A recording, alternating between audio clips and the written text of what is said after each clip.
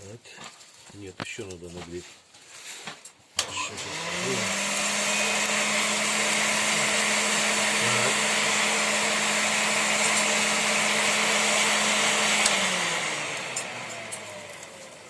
Вот, значит, мы носик уже оформили почти.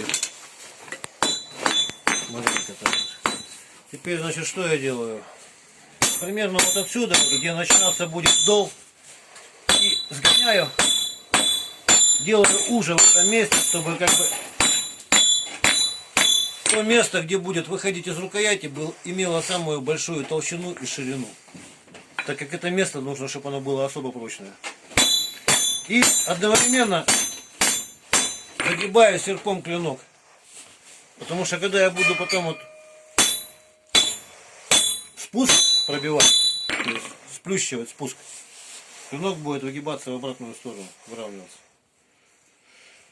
В общем, пока все. Не буду утомлять лишнее ваше внимание. До свидания.